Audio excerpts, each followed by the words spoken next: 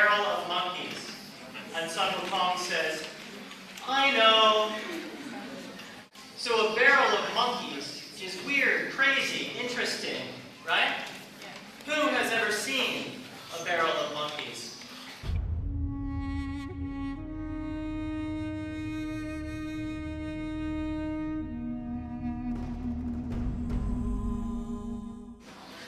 What are idioms? What are idioms? We'll learn.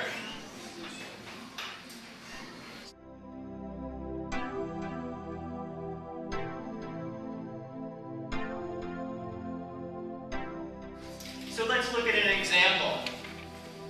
Here are two very similar phrases. One is an idiom, the other is not. The squirrel is in the tree. So here we will learn about English idioms and we'll frame English idioms in the context of China's favorite story. Journey to the West is a 16th century Ming Dynasty novel. We'll learn English idioms through China's favorite story, The Journey to the West. So, Monkey and his friends will teach us English idioms.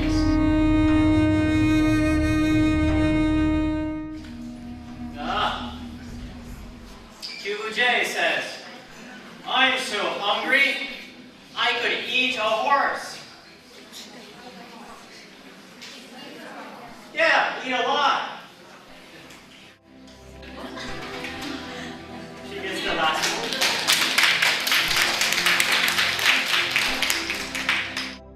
It sounds like you need to blow off some steam. Yes, sir, I really needed to let off some steam, right? Blow off steam, let off steam. Same thing. Vent, she says. Absolutely. That's why I brought the teapot. Vent is perfect. I put fire. I put the teapot on the stove.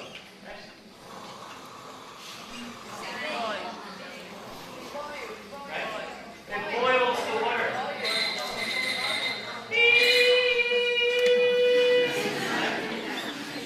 The teapot vents. The teapot lets off steam.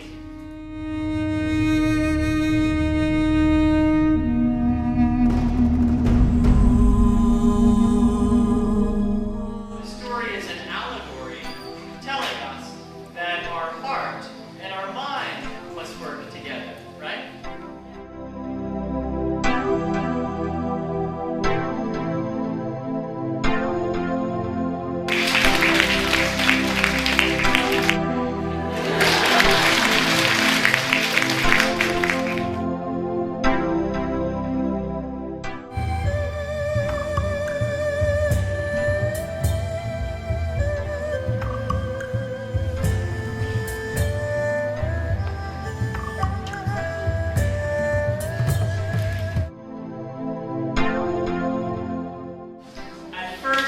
Princess Iron Fan had Bull Demon eating out of her hand. What does that mean?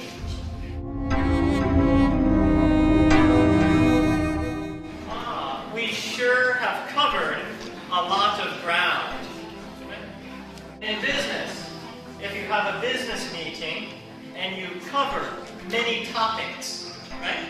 You've covered a lot of ground. Just like us, absolutely. In this lecture today, we all have covered a lot of ground. It's very true.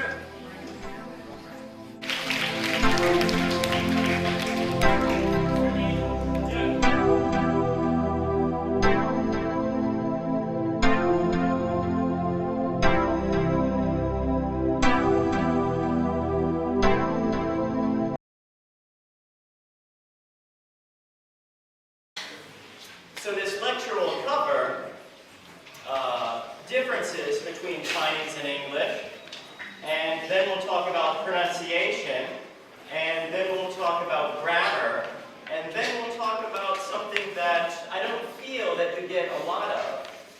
we're going to focus on rhythm and intonation.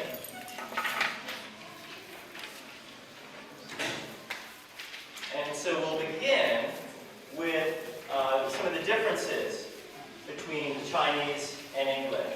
And as you see from this list, there's quite a lot of them, actually. Yeah. So we'll start here. Okay. So probably the basic one is that English is a language that really emphasizes structure, whereas Chinese is a language that emphasizes meaning. Yeah. So actually, to be perfectly honest, I have found it kind of easy in China to get what I want. If I go to the market or a restaurant that I know has some particular dishes that I like, I have found it easy because Chinese emphasizes meaning, right? And because it's meaning that I want to communicate, I want a sandwich. Or I'm sorry, I want, well, I guess you do have sandwiches. I want a sandwich, I want noodles, I want jiaozi, wo yao jiaozi. It's very, Chinese, from the level of basic meaning, I think is kind of easy. So Chinese sentences, this is what I've heard. I don't know if this is true. I've heard some people tell me otherwise. But Chinese sentences are short, emphasizing meaning. One sentence for each meaning. Yeah, she says yes. Yeah, okay. Now English, you can have many meanings in one sentence where clauses demarcate the different areas of meaning. So you'll have one sentence that will cover lots of meaning in one sentence. So for example, this is from an author that I like. So from Joseph Campbell, we have this sentence. And this is one sentence. Yeah. Yes, just one sentence. But he has many, many, many things that he's talking about in this one sentence. Yeah.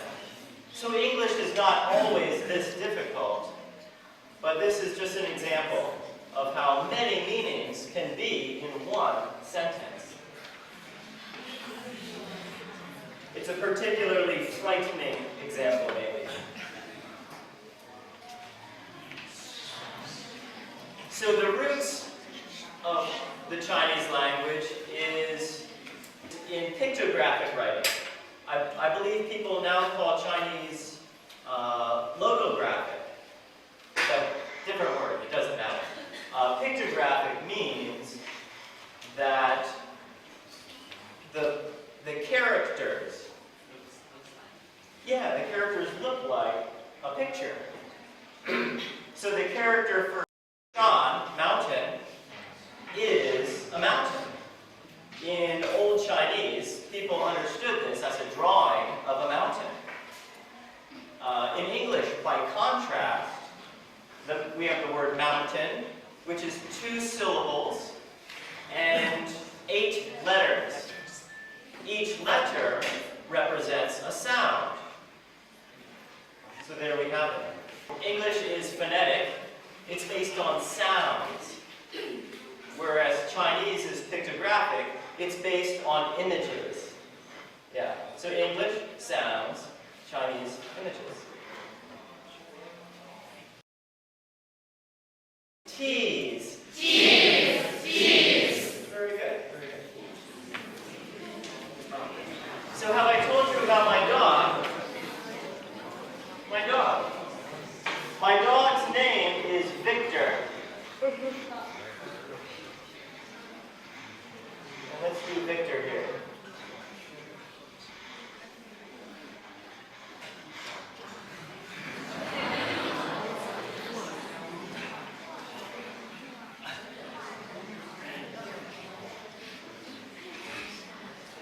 Now Victor likes to ride a motorcycle.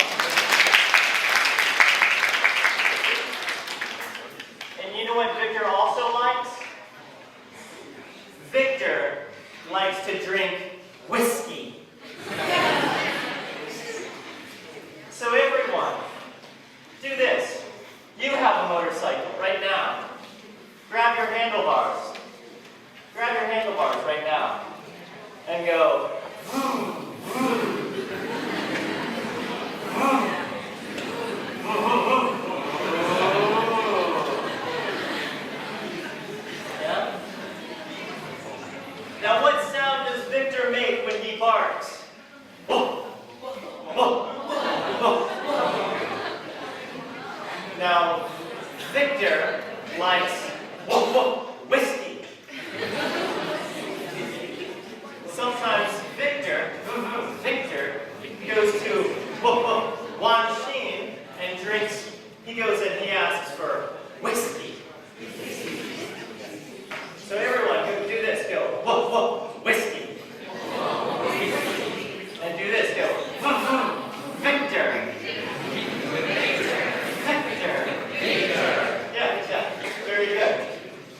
So now, no one in this room will ever confuse these. Yeah. Also, you can practice minimal pairs. Yeah? You can do this too. So here's another one, the N and the NG. So gender. Let's play the gender game. We have 4 volunteers to play the gender game. 2 boys, 2 girls.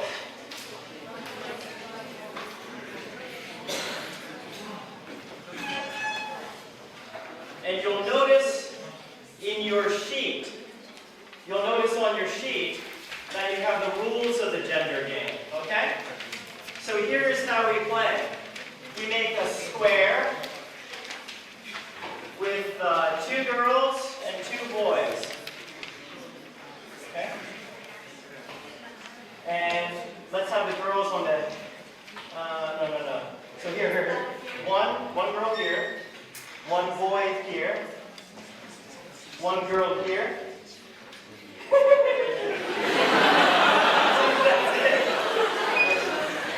No. You go here, and then you go here. Okay, so now you're at angles, right? Have a group of 4 people, 2 girls, 2 boys. One person says a statement. I'm getting better at English. I'm getting better at English. Okay, so the person clockwise to that person says, She said, he get back English. She said, he says, he's getting better at English. So look, so he's out. So everybody does this to him. Stick out your hand. And everybody else goes, yay! Okay, so one more time, but we'll practice where she starts.